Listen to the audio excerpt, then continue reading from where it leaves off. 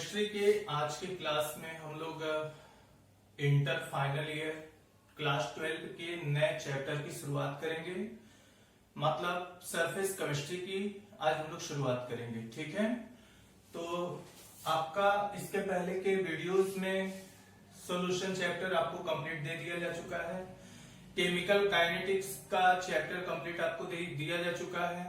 अब इसके आगे का जो नेक्स्ट चैप्टर है सरफेस केमिस्ट्री, इसको आपको आज मैं कंप्लीट देने की कोशिश करूंगा और ध्यान से इसे आप समझने की कोशिश कीजिएगा, ठीक है। Surface chemistry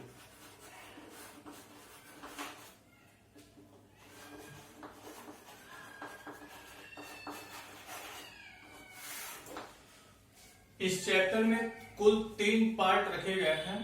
adsorption, isotherm, अधिशोषण समतापी, catalysis जिसको उत्प्रेरण के नाम से जाना जाता है, और तीसरा जो यूनिट है वो कोलाइडल सॉल्यूशन के बारे में आपको रखा गया है पढ़ने के लिए। तो आज हम सरफेस केमिस्ट्री के फर्स्ट पार्ट यानी एडजॉर्प्शन, आइसोथर्म, ठीक है, अधिशोषण समतापी के बारे में पढ़ेंगे। तो सबसे पहले हम ये जान ले सरफेस केमिस्ट्री होता क्या है। सरफेस केमिस्ट्री का मतलब रसायन विज्ञान की वो शाखा जिसके अंतर्गत हम किसी पदार्थ के पृष्ठ पर होने वाले भिन्न भिन्न प्रक्रमों का अध्ययन करते हैं। भिन्न भिन्न प्रक्रमों का मतलब हुआ वो भौतिक और रासायनिक परिवर्तन से, ठीक है। तो किसी भी पदार्थ के पृष्ठ पर होने वाले भिन्न भिन्न भौतिक एवं रासायनिक प्रक्रमों का अध्ययन रसायन के जिस शाखा के अंतर्गत किया जाता है उसी शाखा को सरफेस केमिस्ट्री यानी पृष्ठ रसायन के नाम से जाना जाता है, ठीक है। अब सरफेस केमिस्ट्री को जानने से के लिए जो है कुछ बेसिक पॉइंट्स हैं, ठीक है। जैसे पहला आपका आता है एडजॉर्बेंट, ठीक है, और दूसरा आता है आपका एडजॉर्बेट। तो एडजॉर्बेंट क्या होता है, एडजॉर्बेट क्या होता है ये जान लीजिए।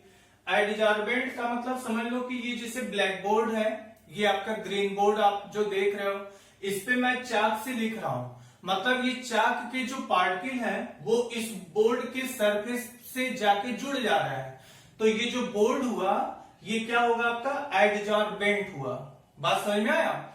और जो चाक के पार्टिकल मतलब जिन पदार्थों के कण किसी पदार्थ के पृष्ठ से आके जुड़ते हैं उन पदार्थों को कहते हैं एडजॉर्बेट, ठीक है। तो चाक आपका क्या हो गया, एडजॉर्बेट हो गया। ऐसे हमारे कपड़ों पे जो धूल के पार्टिकल आकर के बैठ जाते हैं तो धूल के पार्टिकल क्या हो जाएंगे, एडजॉर्बेट हो जाएंगे, और हमारे कपड़े का जो स्किन है वो क्या हो जाएगा, एडजॉर्बेंट हो जाएगा, ठीक है। अब इसके अंतर्गत कुछ छोटे छोटे पॉइंट्स हैं, जैसे आपका एडजॉर्प्शन, एडजॉर्प्शन, दूसरा है आपका एब्जॉर्प्शन, ठीक है, तीसरा है आपका शार्प्शन, चौथा है आपका डिशार्प्शन, ठीक है, पांचवा आता है आपका पॉजिटिव एंड निगेटिव एडजॉर्प्शन, ठीक है। ये छोटे छोटे पॉइंट्स हैं जो अक्सर आपसे वाइवा वगैरह में पूछे जाते हैं। तो एडजॉर्प्शन क्या होता है तो ध्यान समझिएगा कि जब किसी पदार्थ के कण किसी अन्य पदार्थ के केवल पृष्ठ से जुड़ते हैं तो घटना एडजॉर्प्शन कहलाती है। जैसे चाक के कण है इस बोर्ड के सरफेस पर ही केवल जाके जुड़ रहा है तो घटना क्या हो जाएगी, एडजॉर्प्शन हो जाएगी। एब्जॉर्प्शन में क्या होता है, जैसे आप सोख्ता ले लो, सोख्ता जो आता है फोम, ठीक है, तो फोम पर अगर आप कोई स्याही गिराओ तो वो स्याही उसके आंतरिक भागों में भी प्रवेश कर जाता है। तो जब एडजॉर्बेट के पार्टिकल एडजॉर्बेंट के आंतरिक भागों में प्रवेश कर जाते हैं तो ये घटना कहलाती है एब्जॉर्प्शन। जैसे मान लो ये आपका कोई पदार्थ है, ठीक है, एडजॉर्बेंट है, और इस पर हम स्याही इंक गिरा रहे हैं तो इंक के कण अगर इंटरनल साइड में प्रवेश कर जाते हैं आंतरिक भागों में यदि प्रवेश कर जाते तो घटना एब्जॉर्प्शन हो जाएगी। केवल सरफेस पर यदि रह जाते हैं तो घटना एडजॉर्प्शन कहलाएगी। ठीक है। सार्प्शन क्या होता है? सार्प्शन की घटना विशेष तौर पे मानी जाती है। इसमें यह है कि जो एडजॉर्बेट के पार्टिकल होते हैं वो एडजॉर्बेट की सरफेस पर कुछ रुक जाते हैं और कुछ पार्टिकल एडजॉर्बेट की सरफेस के आंतरिक भागों में भी चले जाते हैं। बात समझ में आया? मतलब इसमें दोनों प्रकार की घटना होती है। सार्प्शन की केस में एडजॉर्प्शन भी होता है और एब्जॉर्प्शन भी होता है। ठीक है। तो जैसे अगर पैलेडियम कोटेड यानी चारकोल के पृष्ठ पर हीलियम गैस को यदि हम आपतित कराएं, हीलियम गैस को यदि हम उस पर प्रोजेक्ट कराते हैं तो हीलियम गैस जो होता है उस गैस की कुछ मात्रा पैलेडियम युक्त जो चारकोल का पृष्ठ है उस पर जुड़ जाता है और उस हीलियम गैस की कुछ मात्रा चारकोल के अभ्यंतर भागों में चला जाता है। तो ये घटना हो गई सार्प्शन। डिसॉर्प्शन क्या होता है? तो डिसॉर्प्शन का मतलब ये हुआ कि किसी पदार्थ के पृष्ठ से जुड़े हुए जो कण है, एडजॉर्ब हुए जो कण है, वो अगर पृष्ठ को छोड़ करके बाहर आने लगे। बात समझ में आया? जैसे अगर हम इसे मिटा दें तो इसके जो कण है वो इसके सरफेस को छोड़ करके अलग हो जा रहे हैं, तो ये घटना डिसॉर्प्शन कहलाती है। एडजॉर्बेट की कण का एडजॉर्बेट की सरफेस को छोड़कर बाहर निकल जाना, ये घटना डिसॉर्प्शन कहलाती है। अब नेक्स्ट लास्ट है पॉजिटिव एंड निगेटिव एडजॉर्प्शन। तो पॉजिटिव एडजॉर्प्शन क्या होता है और निगेटिव एडजॉर्प्शन क्या होता है? तो जैसे मान लीजिए किसी पदार्थ का पृष्ठ है, ठीक है, और इस पदार्थ के पृष्ठ पर ही केवल एडजॉर्बेट के पार्टिकल आज के जुड़ जा रहे हैं, ठीक ना, और ये मान लीजिए इसका अभ्यंतर भाग है इस पदार्थ के पृष्ठ का और केवल इतने ही पार्ट, ठीक ना। मतलब अगर किसी पदार्थ के पृष्ठ पर एडजॉर्बेट के पार्टिकल का कुछ कण आकर के पृष्ठ पर जुड़ जाए और कुछ भाग अभ्यंतर भागों में चला जाए, लेकिन कंडीशन ये होना चाहिए कि सरफेस पर उपस्थित कणों की सांद्रता यदि अभ्यंतर भागों की तुलना में अधिक हो जाए तो घटना पॉजिटिव एडजॉर्प्शन कहलाता है। ठीक है। अगर किसी एडजॉर्बेंट के सरफेस पर एडजॉर्बेट के पार्टिकल आकर के जुड़ रहे हैं तो अगर एडजॉर्बेंट के कुछ पार्टिकल अभ्यंतर भागों में चले जाए और कुछ भाग सरफेस पे रह जाए, ठीक है, तो सरफेस पर उपस्थित कणों की संख्या यदि अभ्यंतर भागों की तुलना में काफी अधिक है तो ये घटना पॉजिटिव एडजॉर्प्शन कहलाता है। और इसी के विपरीत कि अगर अभ्यंतर भागों में प्रवेश कर गए कणों की संख्या सरफेस पर उपस्थित कणों की संख्या से यदि अधिक हो गया तो घटना नेगेटिव एडजॉर्प्शन कहलाएगा। ठीक है। तो ये आपके पांचों पॉइंट्स रहे हैं जो कि सरफेस केमिस्ट्री को जानने के लिए काफी आवश्यक है। इसको आप उम्मीद है कि आप समझ चुके होंगे। अब इसकी आगे की नेक्स्ट टॉपिक हम शुरू करते हैं।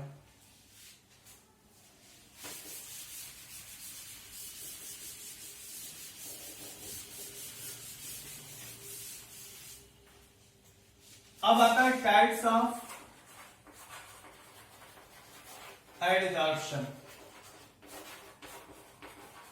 एडजॉर्प्शन के प्रकार, ठीक है।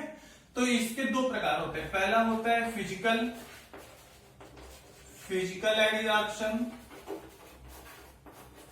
और एक होता है केमिकल एडजॉर्प्शन।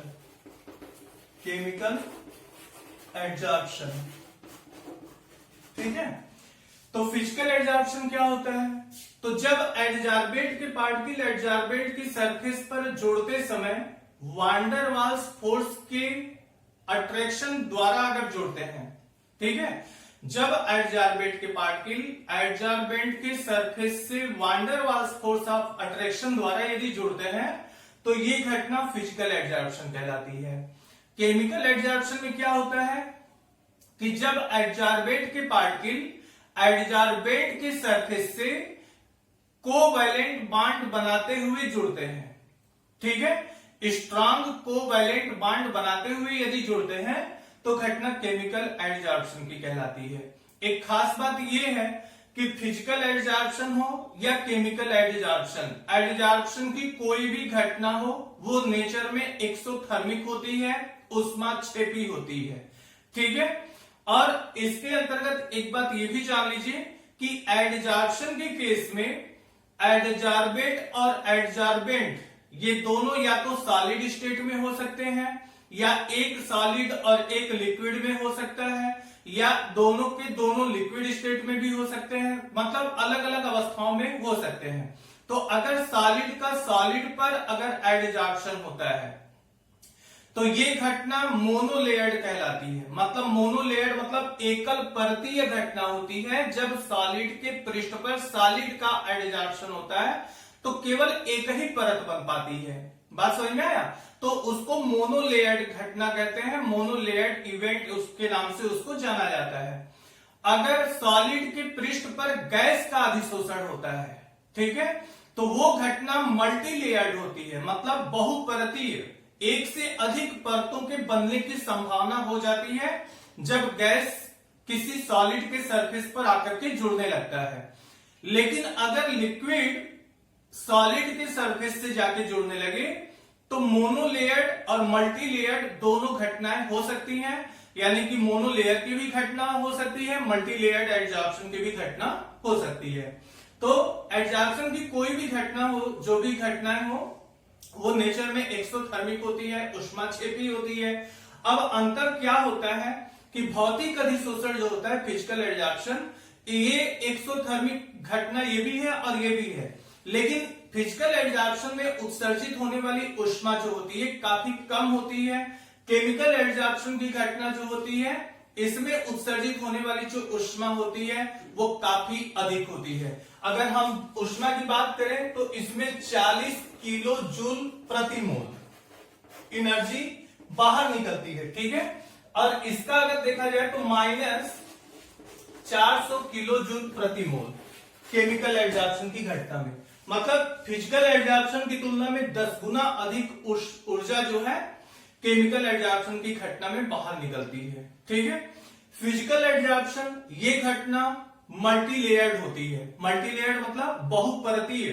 ठीक है, जबकि केमिकल एडजॉर्प्शन में क्या होता है, एडजॉर्प्शन होगा लेकिन एकल परतीय घटना होती है, केवल मोनोलेयर्ड घटना इस केस में देखने को मिलती है। ठीक है, अब ये जानिए आप मैकेनिज्म इसका। ठीक है, एडजॉर्प्शन का मैकेनिज्म क्या होता है,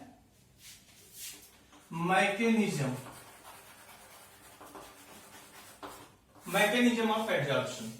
तो देखिए हमने अभी कहा आपसे कि एडजॉर्प्शन की जो घटना होती है वो ऊष्माक्षेपी होती है। ठीक है, दूसरी बात ये, थर्मोडायनामिक्स में आप पढ़े होंगे कि ऊष्माक्षेपी प्रोसेस के लिए गिब्स फ्री एनर्जी का जो मान होना चाहिए वो क्या होना चाहिए, निगेटिव होना चाहिए। बात समझ में आया?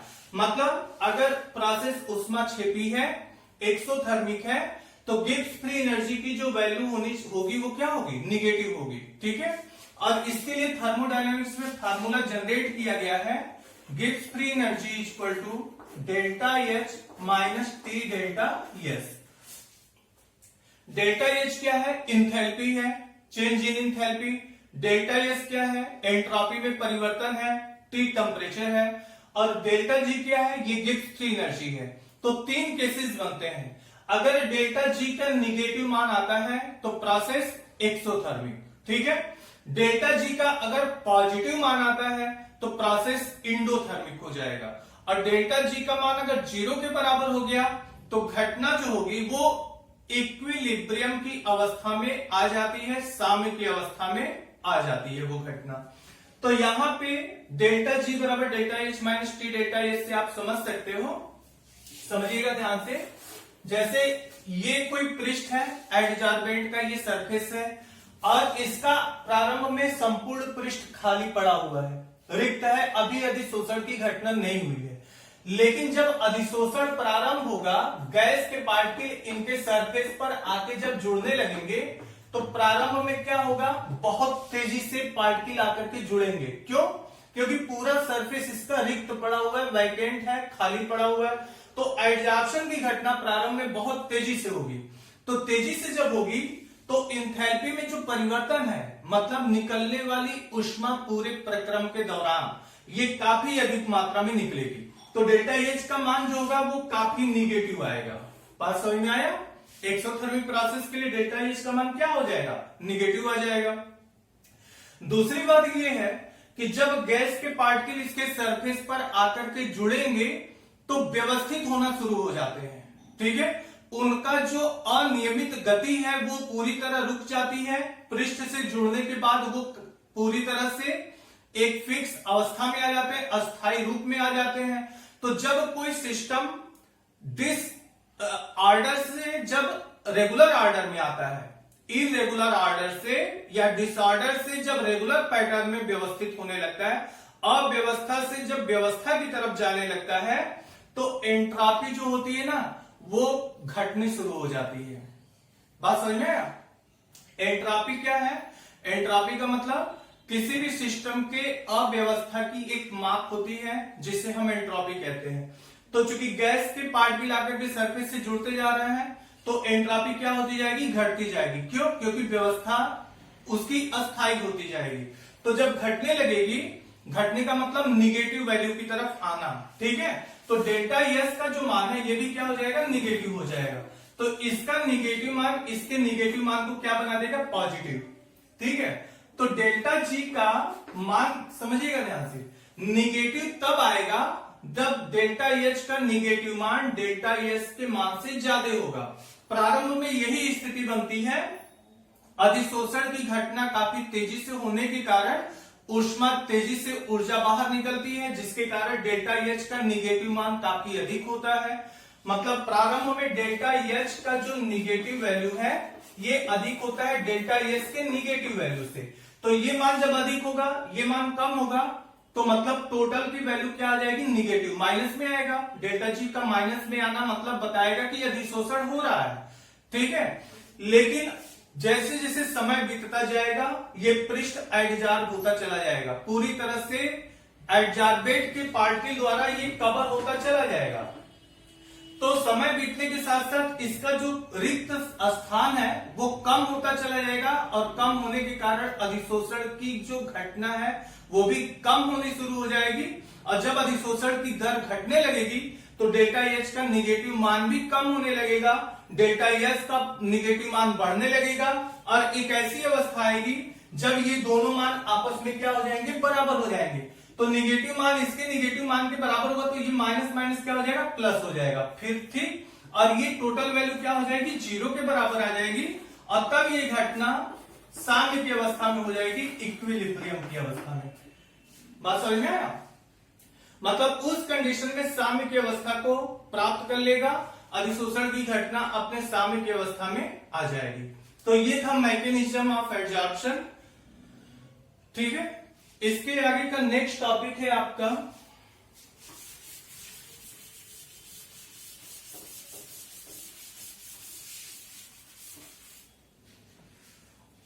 थियरी ऑफ एडजॉर्प्शन, अधिशोषण के सिद्धांत। तो इसमें दो सिद्धांत मिले थे। ठीक है,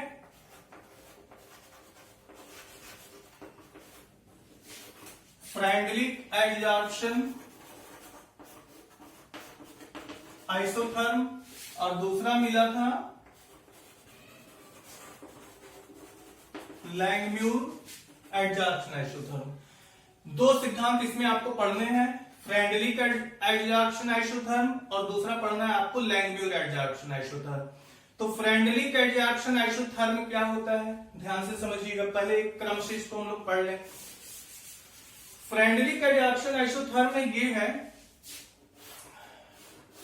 जैसे ये मान लीजिए किसी एडजॉर्बेट का सरफेस है। ठीक है, सॉरी, ये एडजॉर्बेट का पृष्ठ है। प्रारंभ में ये पूरी तरह से रिक्त पड़ा होता है, कोई एडजॉर्प्शन की घटना नहीं होती है। लेकिन मान लो इसके पृष्ठ का टोटल द्रव्यमान है यम। ठीक है, अब अधिशोषण प्रारंभ हो गया, इसके सरफेस पर एडजॉर्बेट के पार्टिकल आकर अधिशोषित हो रहे हैं।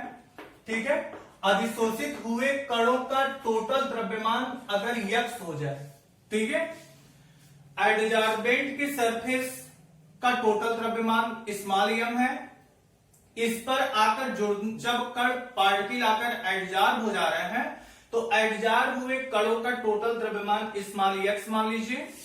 एडजॉर्प्शन की घटना होने के बाद एडजॉर्ब हुए पार्टिकल के कारण सरफेस पर प्रेशर उत्पन्न होता है, ठीक है। तो इनका जो रेशियो होगा x/m ये प्रोपोर्शनल होगा प्रेशर P के, ठीक है। मतलब जितने ज्यादा से ज्यादा पार्टिकल आकर के सरफेस पर एडजॉर्ब होंगे उस सरफेस पर प्रेशर उतना ही बढ़ता चला जाएगा। मतलब ये अधिशोषण की जो घटना है वो प्रेशर के क्या होगी, डायरेक्टली प्रोपोर्शनल होगी।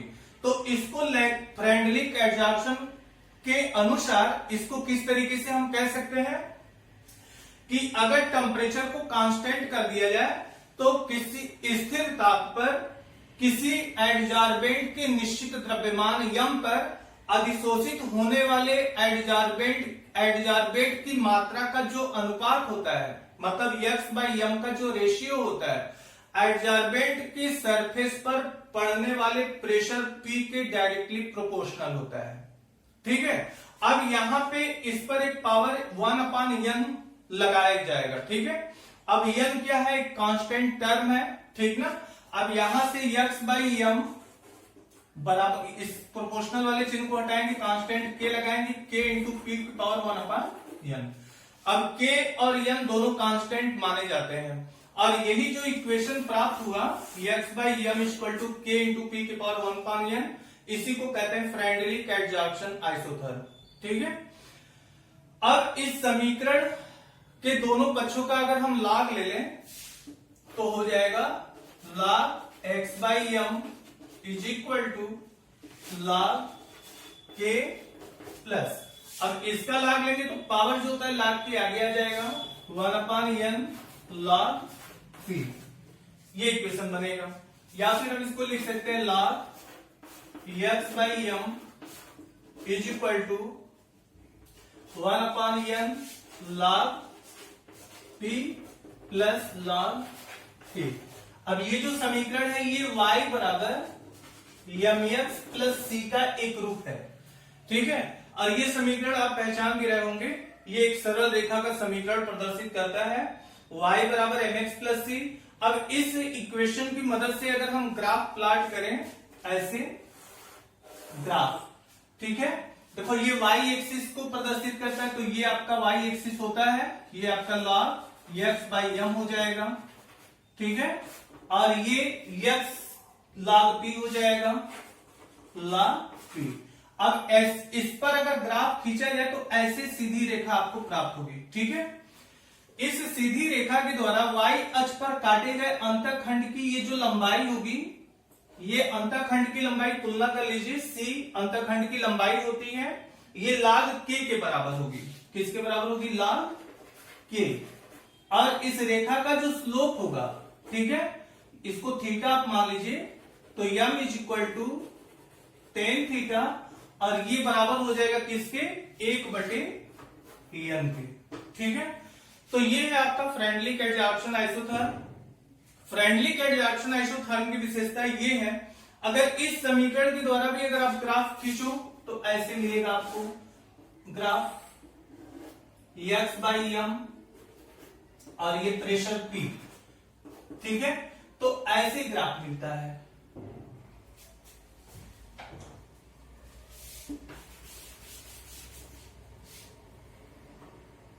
ऐसे कुछ दूर सीधा और फिर कुछ उसके बाद ऐसे वक्रता आ जाती है।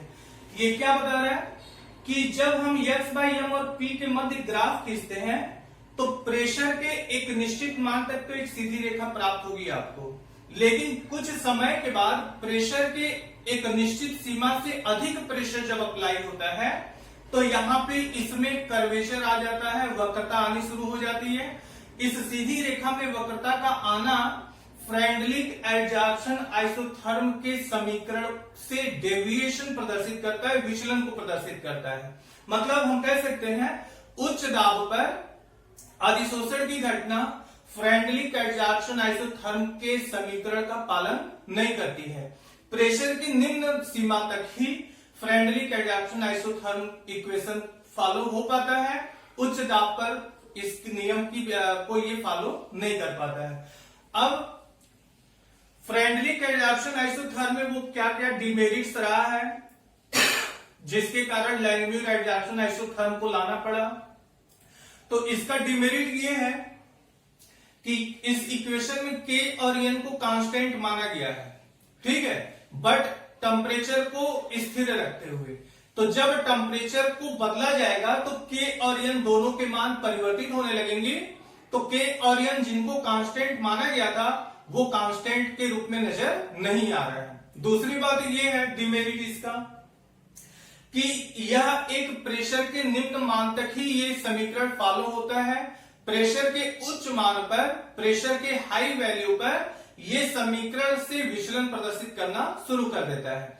और तीसरा खास बात ये है कि फ्रेंडली एडजॉर्प्शन आइसोथर्म से प्राप्त ये जो समीकरण है ये एडजॉर्प्शन के काइनेटिक्स की व्याख्या नहीं कर पाता है। मतलब एडजॉर्प्शन आपका जीरो ऑर्डर का है, फर्स्ट ऑर्डर का है या किसी फ्रैक्शनल ऑर्डर का है, इस बात की भी व्याख्या फ्रेंडली एडजॉर्प्शन आइसोथर्म में नहीं हो पाती है। इन्हीं तमाम डिमेरिट्स को मेरिट में बदलने के लिए, इन तमाम प्रॉब्लम्स को सॉल्व करने के लिए लैंगम्यूर एडजॉर्प्शन आइसोथर्म को रखा गया। ये लैंगम्यूर एडजॉर्प्शन आइसोथर्म में ये तमाम जो डिमेरिट्स रहे हैं इसमें वो उनके सभी के सॉल्यूशन आपको मिलेंगे, जिनको जानने के लिए हम लोग पढ़ेंगे इसके नेक्स्ट वीडियो में। आज के लिए बस इतना ही।